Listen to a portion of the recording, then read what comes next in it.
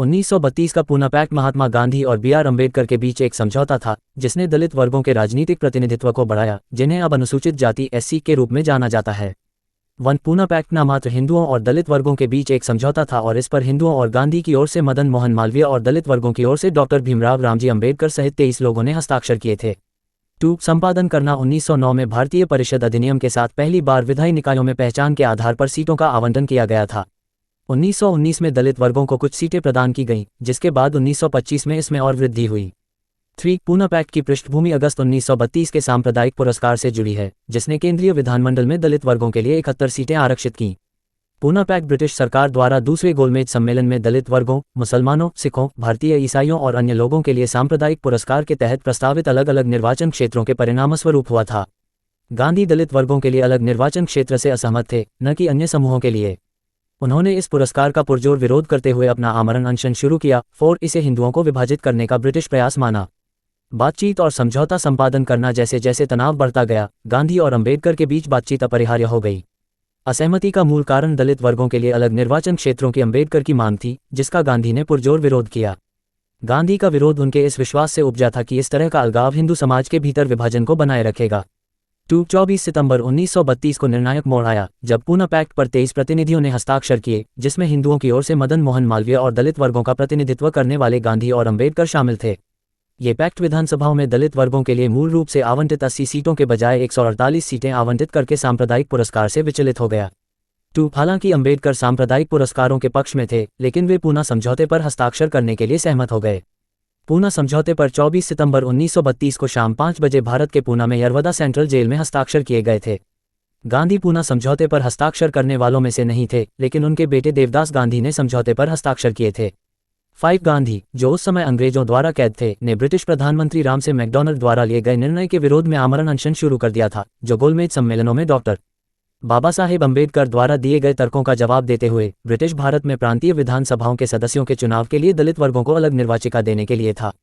उन्होंने लिखा कि अलग निर्वाचिका हिंदू धर्म को विभाजित और बाधित करेगी।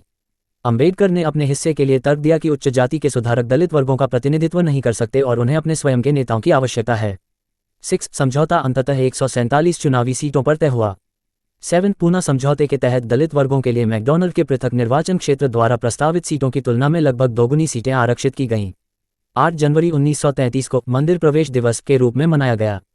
पूना पैक्ट 1932 के प्रावधान संपादन करना 1932 का पूना समझौता महात्मा गांधी और बी आर अम्बेडकर के बीच एक महत्वपूर्ण समझौता था, जिसने दलित वर्गों के राजनीतिक प्रतिनिधित्व को आकार देने वाले महत्वपूर्ण प्रावधान निर्धारित किए, जिन्हें अब अनुसूचित जाति के रूप में जाना जाता है। 8 आरक्षित सीटें संपादन करना। इस समझौते में विभिन्न प्रांतों में सामान्य निर्वाचन क्षेत्र से दलित वर्गों के लिए आरक्षित सीटों के आवंटन की बात कही गई थी।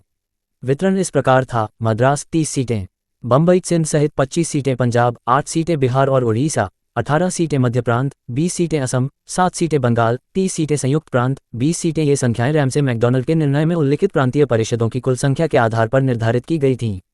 संयुक्त निर्वाचन क्षेत्र और प्राथमिक चुनाव संपादन करना। प्राथमिक चुनाव संपादन करना। इन आरक्षित सीटों के लिए चुनाव संयुक्त निर्वाचक मंडल के माध्यम से कराए जाने थे, जिसमें एक अनूठी प्रक्रियात्मक भिन्नता थी। किसी निर्वाचन क्षेत्र की सामान्य मतदाता सूची में सूचीबद्ध दलित वर्गों के सभी सदस्य सामूहिक रूप से एक निर्वाचक मंडल का गठन करेंगे। 9 ये निर्वाचक मंडल तब एकल वोट पद्धति के माध्यम से प्रत्येक आरक्षित सीट के लिए 4 उम्मीदवारों का एक पैनल चुनेगा। प्राथमिक चुनावों में शीर्ष 4 उम्मीदवार सामान्य निर्वाचक मंडल के विचार के लिए अंतिम उम्मीदवार बनेंगे।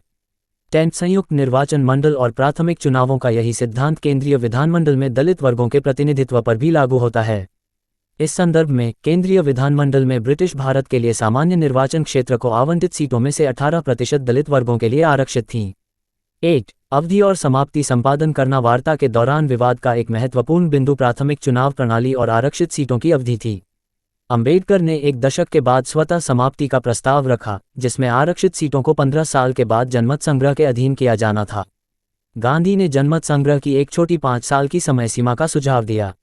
11 सहमति से हुए समझौते में कहा गया कि पैनल उम्मीदवारों के लिए प्राथमिक चुनाव की प्रणाली पहले 10 वर्षों के बाद समाप्त हो जाएगी, जब तक कि समझौते में शामिल समुदायों के बीच आपसी समझौते से इसे पहले ही समाप्त नहीं कर दिया जाता। 10 मताधिकार और गैर भेदभाव संपादन करना। इस समझौते ने यह सुनिश्चित किया कि केंद्रीय और प्रांतीय विधानमंडलों में दलित वर्गों के लिए मताधिकार लोथियन समिति की रिपोर्ट की सिफारिशों के अनुरूप हो।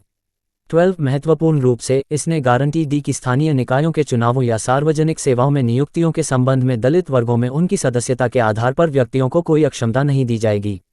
शैक्षिक योग्यताओं पर विचार करते हुए इन क्षेत्रों में दलित वर्गों के लिए उचित प्रतिनिधित्व सुनिश्चित करने के प्रयास किए जाने थे। 8 शिक्षण सुविधाएं संपादन करना। प्रत्येक प्रांत में शैक्षिकी अनुदान का एक हिस्सा विशेष रूप से दलित वर्गों के सदस्यों के लिए पर्याप्त शैक्षिकी सुविधाएं प्रदान करने के लिए निर्धारित किया गया था।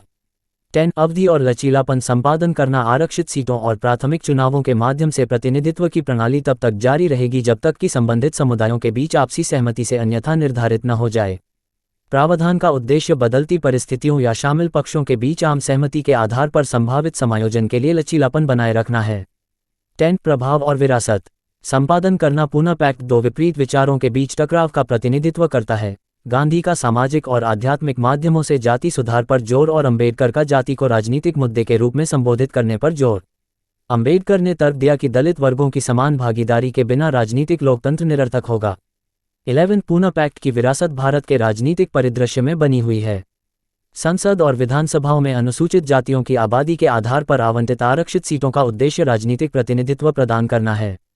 हालांकि वर्तमान प्रणाली को दलित सांसदों के प्रभाव को कम करने के लिए आलोचना का सामना करना पड़ा है, क्योंकि वे अक्सर ऐसे निर्वाचन क्षेत्रों का प्रतिनिधित्व करते हैं जहां दलित अल्पसंख्यक हैं। 8 विवाद और परिप्रेक्ष्य संपादन करना। पूना पैक्ट से जुड़े विवादों में ये बहस भी शामिल है कि क्या गांधी ने अंबेडकर को समझौते के लिए मजबूर किया था। पेरी एंडरसन और अरुंधति रॉय जैसे विद्वानों ने वार्ता की गतिशीलता के बारे में सवाल उठाए हैं। हालांकि ये पहचानना महत्वपूर्ण है कि इस समझौते ने दलित वर्गों के अंबेडकर के नेतृत्व को मजबूत किया और उन्हें एक दुर्जेय राजनीतिक ताकत बना दिया। 2 सूचना सिर्फ मान्यताओं और जानकारियों पर आधारित है। यहाँ ये बताना जरूरी है कि यह मेरा वीडियो किसी भी तरह की मान्यता जानकारी की पुष्टि नहीं करता है। किसी भी जानकारी या मान्यता को अमल में लाने से पहले संबंधित विशेषज्ञ से सलाह लें। धन्यवाद।